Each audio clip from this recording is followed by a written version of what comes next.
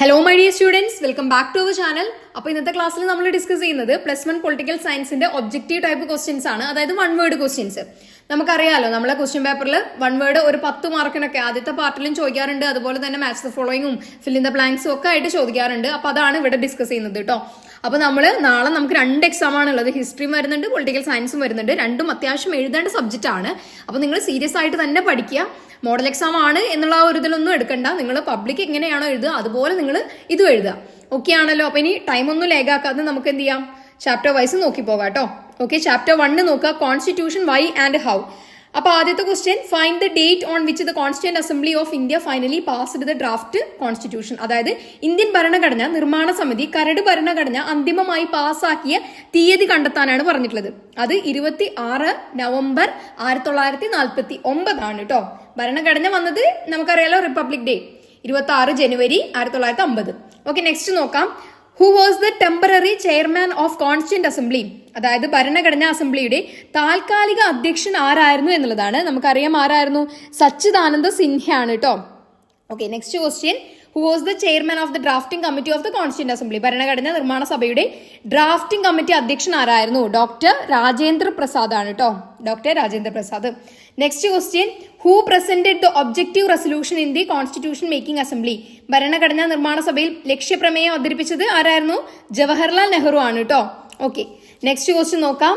Provisions borrowed and countries. ആ borrow ചെയ്ത കാര്യങ്ങളും അത് ഏത് കൺട്രി ആണ് എന്നുള്ളത് നിങ്ങൾ ടെക്സ്റ്റ് നോക്കി പഠിക്കുക കേട്ടോ. ഓക്കെ ആണല്ലോ. അപ്പോൾ നമുക്ക് നെക്സ്റ്റ് ചാപ്റ്റർ നോക്കാം. ചാപ്റ്റർ 2 ആണ്, rights in the Indian constitution ആണ്. അതിലെ first question, which constitutional amendment that removed right to property from the list of fundamental rights in 1978? അതായത് 1978 എത്രാമത്തെ ഭേദഗതിയിലൂടെയാണ് സ്വത്തവകാശത്തെ മൗലികാവകാശം അല്ലാതെയാക്കിയത്? 44 ആണ് കേട്ടോ. Okay, next question, state the article in the Indian constitution which empowers the supreme court to issue writ. അതായത് supreme കോടതിക്ക് writ പുറപ്പെടുവിക്കാൻ അധികാരം നൽകിയിട്ടുള്ള ഭരണഘടനാ വകുപ്പ് ഏതാണ്? ആർട്ടിക്കിൾ 32 ആണ് കേട്ടോ. ഓക്കെ, നെക്സ്റ്റ് ക്വസ്റ്റ്യൻ നോക്കാം. 1976 fundamental duties were added to the Constitution of India by which amendment? അതായത് 1976 ഏത് ഭേദഗതിയിലൂടെയാണ് മൗലിക കർത്തവ്യങ്ങൾ ഇന്ത്യൻ ഭരണഘടനയിൽ ചേർത്തത്? 42 ആണ് കേട്ടോ. 42. Okay, next question, dash is the objective and basic philosophy of A constitution? അതായത് ഒരു ഭരണഘടനയുടെ ലക്ഷ്യങ്ങളും അടിസ്ഥാന ദാർശനികളും എന്താണ്? പ്രിയാമ്പിൾ ആണ് കേട്ടോ. പിന്നെ ഇവിടെ പഠിക്കേണ്ടത് റിട്ടുകളെ പറ്റിയിട്ടാണ്. 5 റിട്ട് നമ്മൾ പഠിച്ചിട്ടുണ്ട്. അതും കറക്റ്റ് ആയിട്ട് തന്നെ പഠിച്ചു വെക്കാം. ഓക്കെ ആണല്ലോ. ചാപ്റ്റർ 3 നോക്കാം, ഇലക്ഷൻ ആൻഡ് റെപ്രസെന്റേഷൻ. അതിലെ first question, according to what system are the Lok Sabha and assembly election in India? ഇന്ത്യയിലെ ലോക്സഭ നിയമസഭാ തിരഞ്ഞെടുപ്പുകൾ ഏതു വ്യവസ്ഥാ പ്രകാരമാണ് എന്നുള്ളതാണ്. നമുക്കറിയാം ഏതാണ്? FPTP ആണ് കേട്ടോ. Next question, who is the present chief election commissioner of India? അതായത് ഇന്ത്യയിലെ ഇപ്പോഴത്തെ മുഖ്യ തിരഞ്ഞെടുപ്പ് കമ്മീഷണർ ആരാണ് എന്നുള്ളതാണ്. ആരാണ്? രാജീവ് കുമാർ ആണ് കേട്ടോ. ഓക്കെ, അപ്പൊ third question, under what system are the members of the Rajya Sabha elected? രാജ്യസഭയിലെ അംഗങ്ങളെ തിരഞ്ഞെടുക്കുന്നത് ഏത് വ്യവസ്ഥാ പ്രകാരമാണ്? ഏതാണ്? PR ആണ് കേട്ടോ, proportional representation. Next question, find the commission which decide the reservation of constituencies. മണ്ഡലങ്ങളുടെ സംവരണം സംബന്ധിച്ച് തീരുമാനമെടുക്കുന്ന കമ്മീഷൻ ആരാണ്? ഡീലിമിറ്റേഷൻ കമ്മീഷൻ ആണ് കേട്ടോ. Delimitation commission. അപ്പൊ നെക്സ്റ്റ് ക്വസ്റ്റ്യൻ നോക്കാം. The year the voting age was changed from 21 to 18. അതായത് വോട്ടിംഗ് പ്രായം 21 നിന്ന് 18 ആക്കി മാറ്റിയ വർഷം ഏതാണ് എന്നുള്ളതാണ്. 1989 61ാമത്തെ ഭേദഗതി പ്രകാരമാണ് കേട്ടോ, അമെൻമെന്റ് പ്രകാരം. ഓക്കെ, നമുക്ക് നെക്സ്റ്റ് ചാപ്റ്റർ നോക്കാം. എക്സിക്യൂട്ടീവ് ആണ്. Right examples of countries with semi presidential system. അതായത് അർദ്ധ പ്രസിഡൻഷ്യൽ സമ്പ്രദായം നിലനിൽക്കുന്ന രാജ്യങ്ങൾക്ക് ഉദാഹരണം എഴുതാനാണ്. ഫ്രാൻസ്, റഷ്യ ഒക്കെ നമുക്ക് എഴുതാം കേട്ടോ. Next question, write an example for permanent executive. അതായത് പെർമനന്റ് എക്സിക്യൂട്ടീവിന് ഒരു ഉദാഹരണം ചീഫ് സെക്രട്ടറി പറയാട്ടോ. Okay, next, who is the chairman of Rajya Sabha? രാജ്യസഭയുടെ ചെയർമാൻ ആരാണ്? വൈസ് പ്രസിഡന്റ് ആണ് കേട്ടോ. ഓക്കെ, അപ്പോൾ ഇത്രയുള്ള നമ്മുടെ 4th ചാപ്റ്റർ. അപ്പൊ നമുക്ക് 5th ചാപ്റ്റർ നോക്കാം. Which house of parliament has the power to introduce and amend finance bill? അതായത് പാർലമെന്റിലെ ഏത് സഭയ്ക്കാണ് ധന ബില്ല് ആരംഭിക്കാനും ഭേദഗതി ചെയ്യാനുമുള്ള അധികാരമുള്ളത്? നമുക്കറിയാം ആർക്കാണ്? ലോക്സഭയ്ക്കാണ് കേട്ടോ. മണി ബില്ല് ലോക്സഭയാണ്. ഓക്കെ, അടുത്തത് നോക്കാം. Tenure of Rajya Sabha members. അതായത് രാജ്യസഭാ അംഗങ്ങളുടെ കാലാവധി എത്രയാണ് എന്നുള്ളതാണ്. 6 വർഷമാണ് കേട്ടോ ടെന്യൂർ വരിക, 6 വർഷം. ഓക്കെ, നമുക്ക് ചാപ്റ്റർ 6 നോക്കാം. ജുഡീഷ്യറി ആണ്. Who appoints the judges of the supreme court and high court. അതായത് സുപ്രീം കോടതിയിലെയും ഹൈക്കോടതിയിലെയും ജഡ്ജിമാരെ നിയമിക്കുന്നത് ആരാണ് എന്നുള്ളതാണ്. അപ്പൊ ആരാണ്? നമുക്കറിയാം പ്രസിഡന്റ് ആണ് കേട്ടോ, പ്രസിഡന്റ് ആണ്. Okay, next question. State the article in the Indian Constitution which empowers the Supreme Court to issue writ. അതായത് സുപ്രീം കോടതിക്ക് റിട്ട് പുറപ്പെടുവിക്കാൻ അധികാരം നൽകുന്ന ഭരണഘടനാ വകുപ്പ് ഏതാണ് എന്നുള്ളതാണ്. ആർട്ടിക്കിൾ 32 ആണ് കേട്ടോ, ആർട്ടിക്കിൾ 32 ആണ് കേട്ടോ. ഓക്കെ, അടുത്ത ചാപ്റ്റർ നോക്കാം. ചാപ്റ്റർ 7 ആണ് ഫെഡറലിസം. ഓക്കെ, അതിൽ first question, dash is an example of residuary powers. അതായത് ഒരു അവശിഷ്ടാധികാരങ്ങൾക്ക് ഒരു ഉദാഹരണം എഴുതാനാണ് പറഞ്ഞിട്ടുള്ളത്. അപ്പോൾ റെസിഡ്യൂറി പവേഴ്സ് വരുന്നത് പാർലമെന്റിനാണ്. അതുകൊണ്ട് തന്നെ കൺകറന്റ് ലിസ്റ്റിലും അതുപോലെ തന്നെ സ്റ്റേറ്റ് ലിസ്റ്റിലും ഇല്ലാത്ത സബ്ജക്ട്സ് ഒക്കെ ഇവിടെ എക്സാമ്പിൾ ആയിട്ട് എഴുതാം കേട്ടോ. ഓക്കെ, നെക്സ്റ്റ് നോക്കാം. Commission appointed to study centre state relation. അതായത് കേന്ദ്ര സംസ്ഥാനങ്ങളുടെ ബന്ധങ്ങളെ കുറിച്ച് പഠിക്കാൻ നിയമിക്കപ്പെട്ട കമ്മീഷൻ ഏതാണ്? സർക്കാരിയ കമ്മീഷൻ ആണ് കേട്ടോ. ഓക്കെ, നെക്സ്റ്റ് ക്വസ്റ്റ്യൻ നോക്കാം. By which article does the central government dissolve the state government. അതായത് ഏത് ആർട്ടിക്കിൾ ഉപയോഗിച്ചാണ് കേന്ദ്ര ഗവൺമെന്റ് സ്റ്റേറ്റ് ഗവൺമെന്റുകളെ പിരിച്ചുവിടുന്നത് എന്നുള്ളതാണ്. അപ്പൊ ആർട്ടിക്കിൾ 356 ആണ് കേട്ടോ. നാഷണൽ എമർജൻസി വരുന്നത് ആർട്ടിക്കിൾ 352, ഫിനാൻഷ്യൽ എമർജൻസി 360 ആണ് കേട്ടോ. ഓക്കെ, അപ്പൊ എന്തായാലും നമുക്ക് നെക്സ്റ്റ് ചാപ്റ്റർ നോക്കാം. ലോക്കൽ ഗവൺമെന്റ് ആണ്.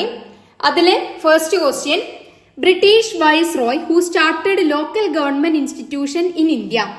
അതായത് ഇന്ത്യയിൽ തദ്ദേശ സ്ഥാപനങ്ങൾക്ക് തുടക്കമിട്ട ബ്രിട്ടീഷ് വൈസ്രോയ് ആരാണ് എന്നുള്ളതാണ്. ഉത്തരം ലോർഡ് റിപ്പൺ ആണ് കേട്ടോ. ഓക്കെ, അപ്പൊ നെക്സ്റ്റ് ക്വസ്റ്റ്യൻ നോക്കാം. 1989 committee recommended constitutional recognition of local governments. അതായത് 1989 തദ്ദേശ ഗവൺമെന്റുകൾക്ക് ഭരണഘടനാപരമായ അംഗീകാരം നൽകണമെന്ന് ശുപാർശ ചെയ്ത കമ്മിറ്റി ഏത്? PK തുങ്കൻ കമ്മിറ്റിയാണ് കേട്ടോ. Okay, next question, what is the 73rd amendment related to? Panchayati Raj ആണ് കേട്ടോ, പഞ്ചായത്തി രാജ്. അപ്പൊ 74th എന്താണ്? നഗരപാലിക, നഗരപാലിക. ഓക്കെ ആണല്ലോ. അപ്പൊ നമുക്ക് 9th ചാപ്റ്റർ നോക്കാം. Constitution as A living document ആണ്. അടുത്തത് നോക്കാം. അപ്പൊ അതിലെ first question, year of adoption of constitution of India. അതായത് ഇന്ത്യൻ ഭരണഘടന അംഗീകരിക്കപ്പെട്ട വർഷം 1949 നവംബർ 26 കേട്ടോ. ഓക്കെ, അപ്പൊ അടുത്തത് ഇന്ത്യൻ ഭരണഘടന നിലവിൽ വന്നത് എന്നാണ്? 1950 ജനുവരി 26. ഓക്കെ ആണല്ലോ. അപ്പൊ അടുത്ത question, which article deals with the അമെൻമെന്റ് of the constitution of India. അതായത് ഇന്ത്യൻ ഭരണഘടന ഭേദഗതി പ്രതിപാദിക്കുന്ന അനുച്ഛേദം ഏതാണ് എന്നുള്ളതാണ്. ആർട്ടിക്കിൾ 368 ആണ് കേട്ടോ, ആർട്ടിക്കിൾ 368. അടുത്തത്, which is the most controversial constitutional അമെൻമെന്റ്. ഇന്ത്യയിൽ ഏറ്റവും വിവാദങ്ങൾക്കിടയായ ഭരണഘടന ഭേദഗതി ഏതാണ് എന്നുള്ളതാണ്. 42 ആണ് കേട്ടോ, 42. ഓക്കെ ആണല്ലോ. അപ്പൊ നമുക്ക് ചാപ്റ്റർ 10 നോക്കാം. The philosophy of the constitution. First question, what are the political philosophies of the Indian constitution. അതായത് ഇന്ത്യൻ ഭരണഘടനയുടെ രാഷ്ട്രീയ ദർശനങ്ങൾ എന്തൊക്കെയാണ്? നമുക്കറിയാം എന്താണ്? റിപ്പബ്ലിക്, സെക്യുലാർ, അതുപോലെ തന്നെ എന്താണ് ഫ്രട്ടേണിറ്റി, അതുപോലെ ജസ്റ്റിസ്, ഇതൊക്കെയാണ് അവിടെ എഴുതേണ്ടത്. ഓക്കെ ആണല്ലോ. അടുത്തത്, which article gives special status to Nagaland. അതായത് നാഗാലാൻഡിന് എന്താണ് പ്രത്യേക പദവി നൽകുന്ന ആർട്ടിക്കിൾ ഏതാണ് എന്നുള്ളതാണ്. ആർട്ടിക്കിൾ 371A ആണ് കേട്ടോ. ഓക്കെ ആണല്ലോ ഈ ചാപ്റ്റർ. അപ്പൊ നമുക്ക് നെക്സ്റ്റ് ചാപ്റ്റർ നോക്കാം. ചാപ്റ്റർ 11 ആണ് political theory and introduction. First question, who is the author of the book Hindu Swaraj. അതായത് ഹിന്ദു സ്വരാജ് എന്ന പുസ്തകത്തിന്റെ കർത്താവ് ആരാണ് എന്നുള്ളതാണ്. അപ്പൊ ആരായിരുന്നു? ഗാന്ധിജി ആണ് കേട്ടോ, ഗാന്ധിജി, മഹാത്മാഗാന്ധി. ഓക്കെ ആണല്ലോ. Next, who is the thinker who argued that equality is as important as freedom. അതായത് സ്വാതന്ത്ര്യം പോലെ പ്രധാനമാണ് സമത്വം എന്ന് വാദിച്ചത് ആരാണ് എന്നുള്ളതാണ്. കാൾ മാക്സ് ആണ് കേട്ടോ, കാൾ മാക്സ്. ഓക്കെ ആണല്ലോ. അപ്പൊ നെക്സ്റ്റ് ചാപ്റ്റർ ആണ് നോക്കാം നമുക്ക്. അവിടെ വേറൊരു കാര്യം കൂടെ നോക്കുക. അജ്ഞതയുടെ മൂടുപടം ആരുടെ സിദ്ധാന്തമാണ്? ജോൺ റോൾസിന്റെ ആണ് കേട്ടോ. ഓക്കെ, അപ്പൊ അടുത്തത് ചാപ്റ്റർ 12 ഫ്രീഡം. ഈ ഒരു പൊളിറ്റിക്കൽ സയൻസിന്റെ പ്രത്യേകത എന്താന്ന് വെച്ചാൽ +1 പൊളിറ്റിക്കൽ സയൻസിൽ രണ്ടാമത്തെ ഭാഗം മുതൽ അങ്ങോട്ട് വല്ലാണ്ട് വൺ വേർഡ് ക്വസ്റ്റ്യൻ ചോദിക്കുകയാണെങ്കിലും ചെറിയ മാത്സ് ഫോളോയിങ് പോലെയൊക്കെയാണ് ചോദിക്കുക. ഓക്കെ, അതിലെ first question, who is the originator of the theory of harm principle. ഹാനി സിദ്ധാന്തത്തിന്റെ ഉപജ്ഞാതാവ് ആരാണ് എന്നുള്ളതാണ്. അപ്പൊ നമുക്കറിയാം JS മില്ലാണ് കേട്ടോ, John Stuart Mill. Okay, next question, match the following ഒക്കെ പോലെ ചോദിക്കാവുന്നതാണ്. First, long walk to freedom Nelson മണ്ടേലയുടെയാണ്. Freedom from fear Aung San സൂക്കിയാണ്. അടുത്തത് ഓൺ ലിബർട്ടി JS മില്ലിന്റെ തന്നെയാണ്. രാമായണ റീടോൾഡ് ഓബ്രെ മേനോന്റെ ആണ്. ദ സാത്താനിക് വേഴ്സസ് സൽമാൻ റഷ്ദിയുടെ ആണ് കേട്ടോ. ഓക്കെ ആണല്ലോ.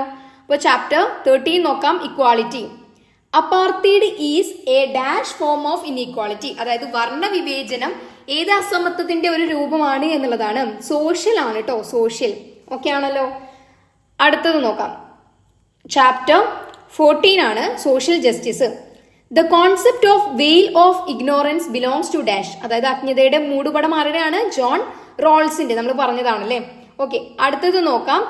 The author of the book the theory of justice. Theory of justice എന്ന പുസ്തകത്തിന്റെ കർത്താവാരാണ്? അതും ജോൺ റോൾസ് തന്നെയാണ് കേട്ടോ. ഓക്കെ.